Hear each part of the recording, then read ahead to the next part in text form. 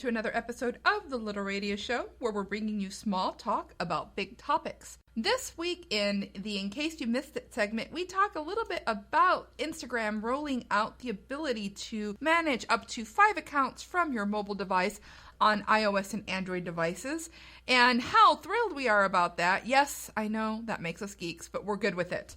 The other thing we talk about is the fact that Houston has some really great sporting events coming up in the next year, and that includes Final Four, Copa America Centenario, and we are hosting the next Super Bowl. What is your first world problem? We talk about ours a little in today's episode, and we also take a look at the grand tradition of Quinceañeras, how our family celebrated it, and how it's become such a huge industry in the U.S. Just a reminder, you can catch us every week on Thursdays at 2 p.m. Central Time on hmsnetradio.org.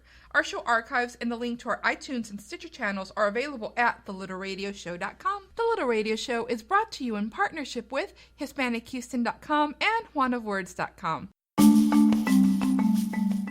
Good morning, actually I should say good afternoon, to our listeners, and welcome to another episode of The Little Radio Show. This is our In Case You Missed It section, which we try and incorporate every week. My name is Sandra Fernandez, and I'm the publisher of HispanicHouston.com. I'm also one of your co-hosts. And thanks for that great intro, Sandra. This is Juan Alanis, and I'm one of your other co-hosts. I'm the co-founder of Juan of Words, and as I mentioned, part of the Little Radio Show. So thank you for joining us. Hey guys, this is Anjelica, and I am the third co-host. I am Crafty Thrifter and also co-founder of Juan of Words.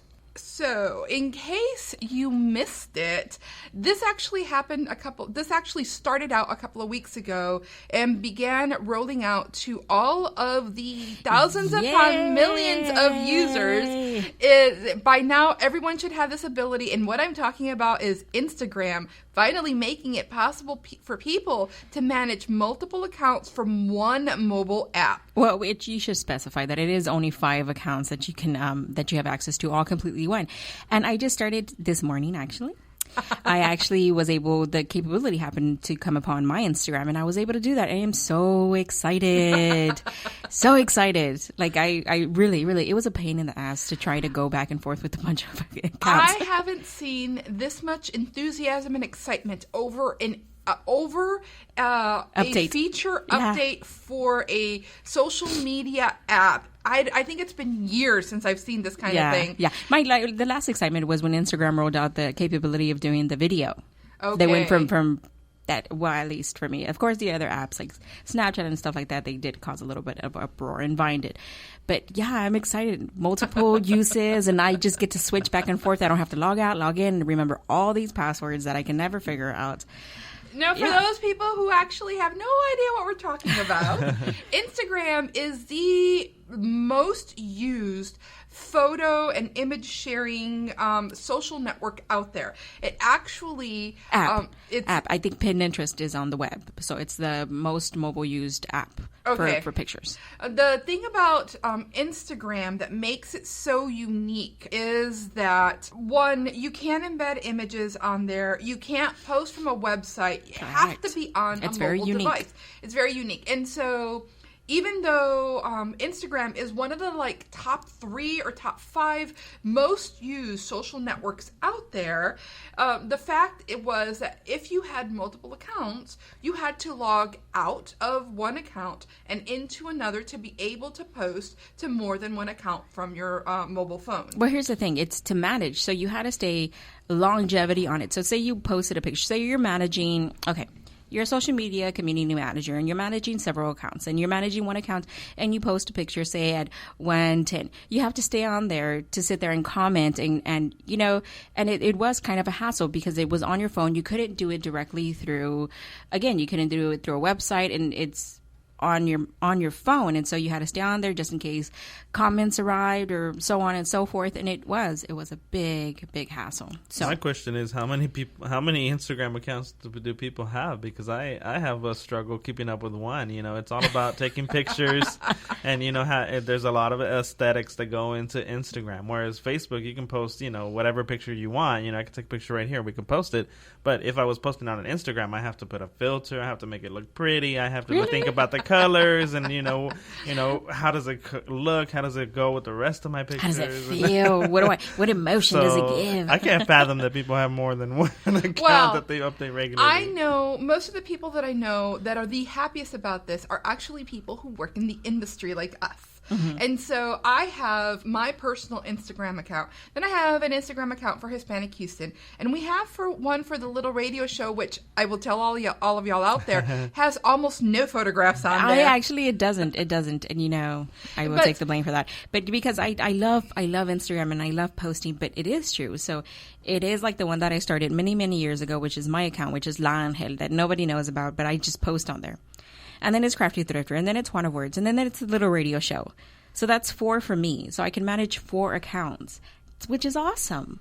Well, I have multiple accounts. I just don't update with a lot of pictures because I struggle with myself to be able to get good pictures. But you're like me. We're not really visual. We're more words oriented. Mm-hmm. I know a lot of people to whom Instagram is their primary social networking account. Instagram and Snapchat and some others. Not Twitter, not Facebook, not any of the others, but this is where they have their entire presence. And in fact, I know people who run their entire businesses off of Instagram with a email address and attached, with an email address, contact us to buy this kind of thing. Yeah. Now, there are some people who take like beautiful pictures on Instagram that I'm so jealous of. Like I have Instagram envy because I'm like, those pictures are so like awesome. I wish I could take them. I don't know if they're actually taking them on Instagram or not, but some of my favorite photos, if you want to see some awe-inspiring photos, the National Geographic channel is phenomenal. Mm-hmm. The U.S. Department of Interiors, which has all these wonderful photographers, take photos of national parks with sunsets and waterfalls and all this other stuff. These are phenomenal photographs. The pictures that get me the most are the ones that people have the capability of taking the picture with their iPhone only. No other... or they can take the picture with their phone, use the filters that other apps have to sit there and create a beautiful picture. Yeah, you have that capability of, picking up a DSLR and taking the picture, and then you use that and you put that in your Instagram. But I am in awe of a person who can take a picture with the phone and create something so beautiful. That is unheard of for me because you can't really. That's. And see, a lot of people can take pictures, but how many can take a beautiful picture? I'm always super impressed with the people who can take a picture of the most simple thing, like a coffee mug, and then it looks gorgeous. And I'm sitting there looking at my coffee mug, and I'm like, this thing. If I take a picture, it's not going to look that good. I don't know. So wasn't there a couple of weeks ago? Wasn't there this whole internet hubbub about what's his name from Apple getting a lot of criticism that he posted a photo of the Super Bowl, and it was blurry. Who? Oh Lord! Now I'm going to have to look it up. But now that you said Super Bowl, you made me think about Houston. And Houston is home for the Super Bowl next year. Woohoo! In case you missed it. That's big, huge news. So recently they did a kickoff. As you know, Super Bowl kind of ended. We all know that Broncos won. Whether you celebrate that or not. I think you paused for a cheer. I paused for a clap. This is the first I've heard of who won. That person. I watched part of it. So, but yay, Houston has it's going to be the home of the 51st Super Bowl. So I'm excited. Well, actually, Houston's got a lot of really nice and very big sporting events coming up in April. March Madness. In April we're due the Final Four. Mm-hmm. Oh, the Final Four. Yes, that's right. And over the summer, I want to say is that we're one of the host cities for Copa America. Oh, wow. Which is Copa America Centenario, which is the 100th anniversary. It's in 10 U.S. cities, and Houston is one of them. And then next year we have the Super Bowl. It's exciting. Who knew? It's a good time to be in Houston. And that's in case you missed it. And if you're just tuning in, this is the Little Radio Show on hmsnetradio.org. A friend of mine a few years ago introduced me to this term, this first world problems. And it's been used in blogs, it's been used in memes, it's been used in hashtags. And basically, this is those things that annoy you or present a challenge or a problem for you, but only for those of us who live in first world countries. So, for example, first world problem, when your Starbucks barista never gets your name right. That's a first world problem. Yeah, or he forgets to add the soy instead of the 2%, whatever. Yeah. Yes.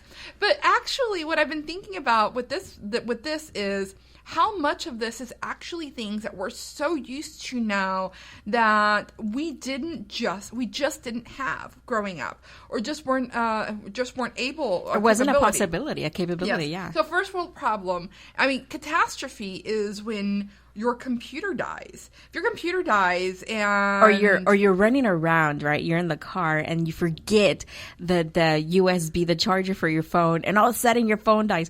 Really, in actuality, was that a problem when you were 20 years old? No, I didn't have a cell phone, but I have to have it. Oh, I'll go home for my cell phone. And honestly, I carry one of those little portable external batteries for my phone. And then what if you forget to charge that? So, but the things that are a problem that never used to be. Earlier, in case you missed it, we were talking about how in Instagram we're all celebrating the fact that now we get to manage multiple accounts. Well, having to log out. Okay, and then log back in I have to say something. It's a first world problem. Okay, right. Well, here's my problem with that was that when it rolled out and everybody else was getting it, I was like, I don't have it. I don't have it. This is an absolute. This is how. It's how? A travesty. Yes, it was like no. And now Instagram is not my favorite app. I'm gonna move to Snapchat. Like, that is a problem. That is a first world problem, you know? So, first world problem. When you set your DVR to record a show and it doesn't. It doesn't record. Yes. That's a first world problem. There was a malfunction. Yes. When I go to watch my favorite show on demand and it won't let me fast forward through the commercials. Oh, no. When it's loading. You're waiting for it to load. Yes. I've thrown my phone across the room because have not. I have, because Netflix wouldn't allow me to do. Or no, wait, here's another one. So talking about Netflix, because that's one of my main resources to it's when I zone out. So it's when I have an account where you can only watch two different screens, and both of them are being used by somebody else. And you can't It pisses me off. Get a better account.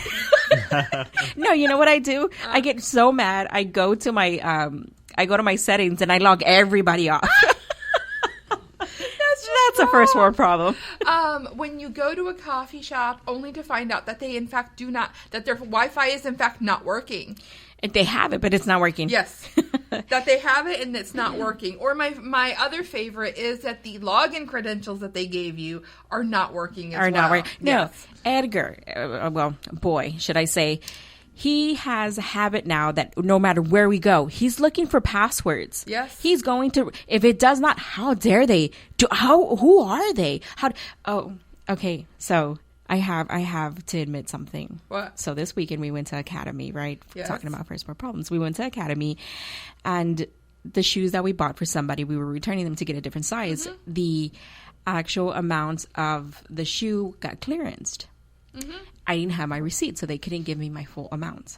Yeah. Well, the problem was that everywhere else I go, they can check my account through my card and they can tell me, well, yes, you did. You purchased this at this amount. And Academy couldn't give it to me.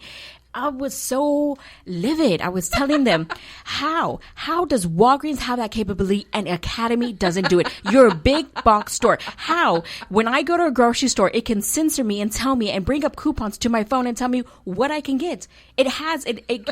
How, Academy? How dare you tell me in this day and age you do not have that capability that I can just give you my card and you can tell me whether I purchased it or not? That is the first world problem. I was so upset, not at myself because I lost the receipt, but I was mad at them because they couldn't tell me that I bought it there and at what price. That is a first world problem. I cannot believe I did that. I have a bill. I have to physically send in a check every month. I can't pay it online. I mean, I could set up my bank to automatically send them a check, but, this way I do. So I write out a check, and I put it in an envelope, and I put a stamp on it, and I physically take it to the post office once a month. And when I first figured out that I wasn't going to be able to go online and just pay it with using a card of some sort, you have no idea how frustrated. It took me months to get past the fact that I had to write a check for these people as something that was just this big deal. Oh my goodness, you mean I have to actually write a check and get a stamp and put it in an envelope and mail it? Oh, this is so much work. But in a world and day and age where things should be much easier. No. Okay, but we're for us, used correct. to things being easier. And that's the thing. I remember, I am old enough that I literally do remember the days before there were everything was computerized. Do you actually remember filling out a paper job application? Yeah.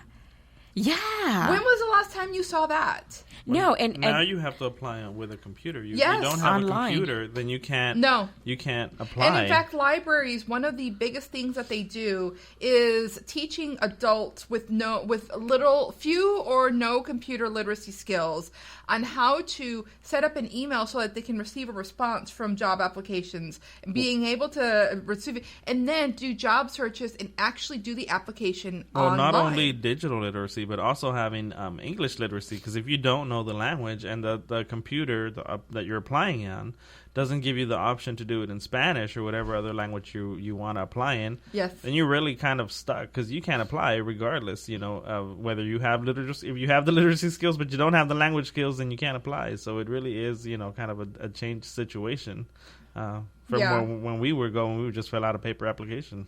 Or you would be able to take it home. Like if you couldn't fill it, I mean, that must have been a thing where you would take it home and you would fill it out. You have somebody else tell you, like, how can I best fill this out so I can get the job?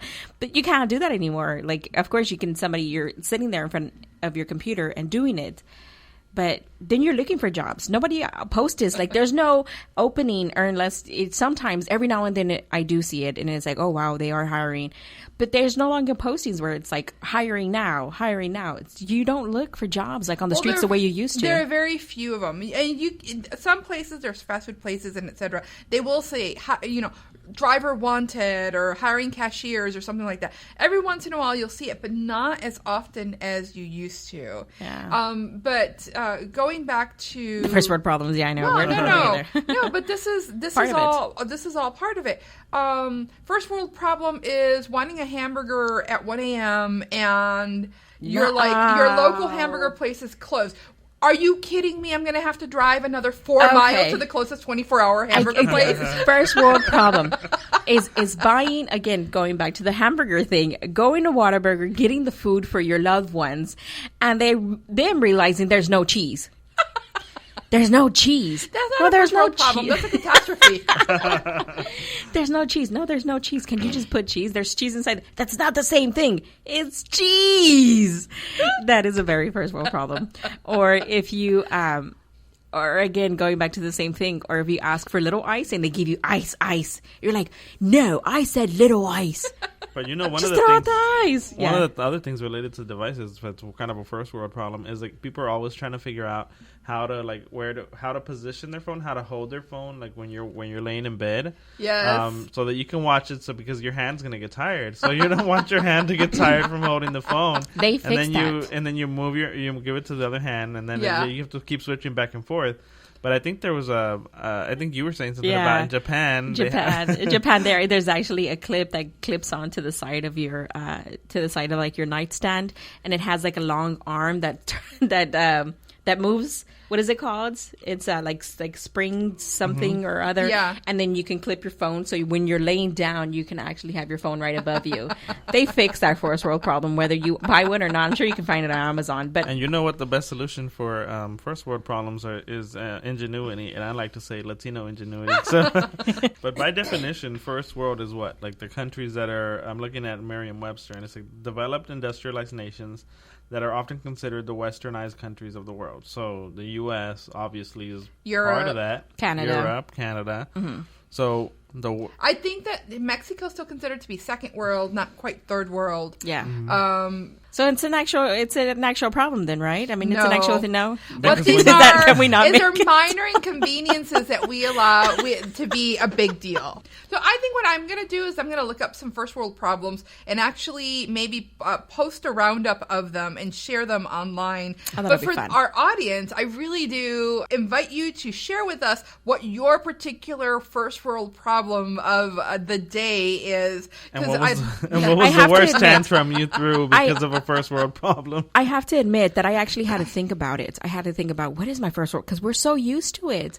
We think it's an actual issue that we're so used to it. I was like, I don't have any problems. And then it's like, oh, Angelica, that the one time that Netflix didn't work and you threw your phone. That's right. That's a first world problem. So if you come up with some, we would love to have a few good laughs, and let us know.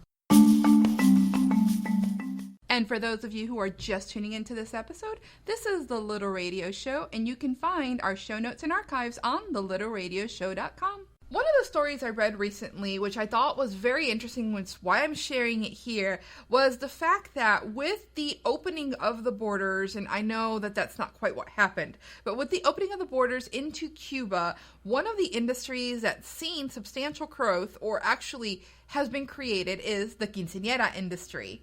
And it brought back memories from when Latino migration started happening into Atlanta and the surrounding areas. And that's also one of the businesses, one of the industries that cropped up out of nowhere. Atlanta, for all of their long history with cotillions, had nothing related to quinceañeras.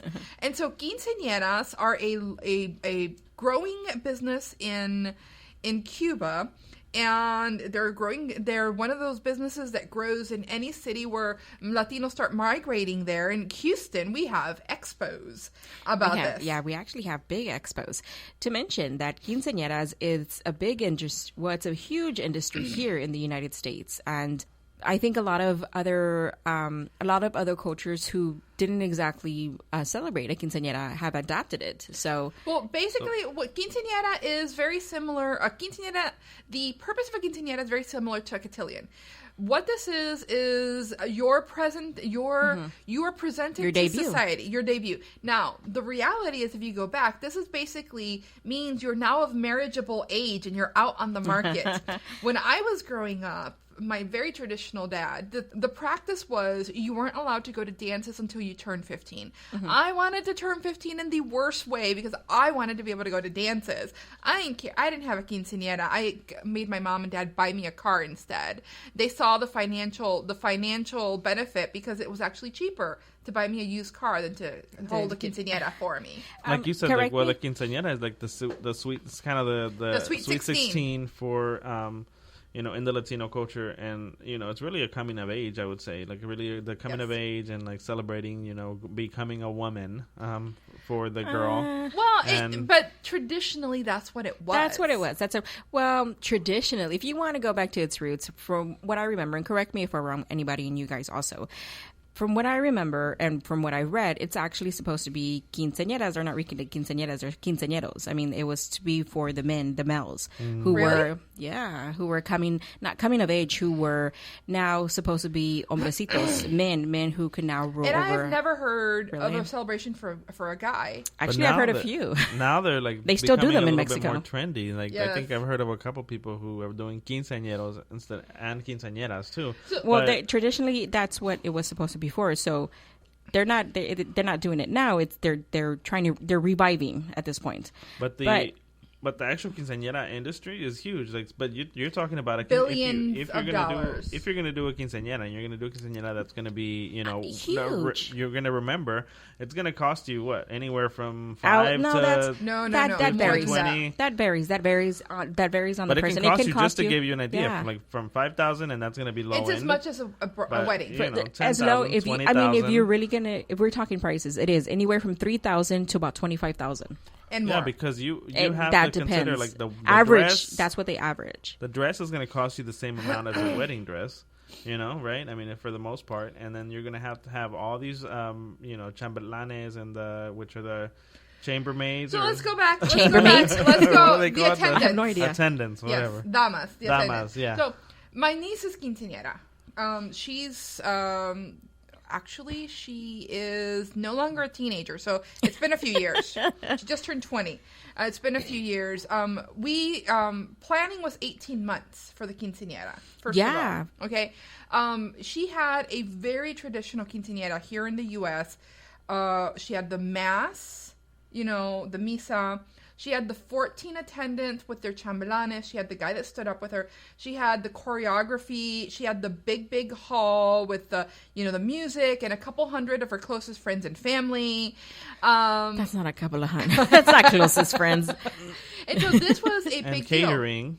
Catering, the cake, photographer, videographer, and then additional to all of that, the parents have to be, and then the food, and then the invitees. So she had to have invitations. She had the official photographs before the quinceañera to have it up the day of. She had the photographer the day of. She had, it was the transportation for her and all her attendants. I hear you say all of this, Sandra, and my head is already hurting because my niece is turning 15, and my sister's been planning. There's the little giveaways, recuerdos, the flowers. And, it is an amazing. The centerpieces, the table settings, the 18 months. It took us 18 months of planning, and it's an amazing thing. My sister and my niece started talking about her quinceañera when she was 13, and they decided on the hall a couple of months ago. And mind you, this isn't going to take place until October. Of course. This is a full out, almost wedding. I'm surprised she's just deciding on a hall. It's a little late. No. She started, she already decided, and she paid. It's being paid at this point. The hall is decided. Otherwise, you don't get the date you want. You don't get the hours you want. You got to go who knows where. I don't know because it's a big industry. We're talking about it being a big industry. Now, the Houston holds an expo called the Quinceañera Expo. Several times a year. Yes, several times a year, and it is quite big. You to see the masses of girls that come in, and they look just delighted to be there. And okay, so I'm going on a tangent because I'm just remembering now how many little girls are running around. I'm like, she looks 12 years old. How is she possibly 15? They brought in a designer from Mexico City, and all her dresses. These dresses were up to about, depending on what they were, $2,500. That's $3,000. Right, yeah. Well, for me and you, it sounds about right. For other people out there, they're like, what in the world? This is nuts. If you don't know the culture, if you don't know the understanding of the quinceañera, you'd see it as a lot of people. I've never seen many Sweet 16s take place like this because maybe I'm not. There's a show.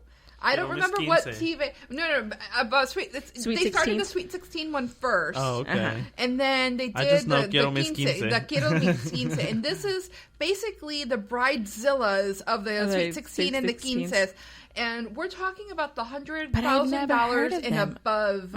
But I mean, the things that you saw at this expo, I mean, you saw they had all types of cakes. Any quinceañera, any style of quinceañera dress you can imagine, whether you wanted to be a country quinceañera, whether you wanted to be a British quinceañera. People go all out for a quinceañera because it's and I think that it's probably lost a little bit of the significance that it had at one point, that it was like the becoming of age. And I think now it's more like a celebration. It's just a party, or just a party for the family to get together. Everybody kind of party together. And on that note, if for those of you out there, if you have a quinceañera story to share or an opinion on anything we've said, please go ahead and share it. Either tag us on Twitter or put a comment on the website, or just let us know. Thank you for joining us today for another episode of The Little Radio Show. Just a reminder that you can find links and additional information about our segments on thelittlradioshow.com. We invite you to leave a review on our iTunes channel. You can find the link to our iTunes channel also on our website.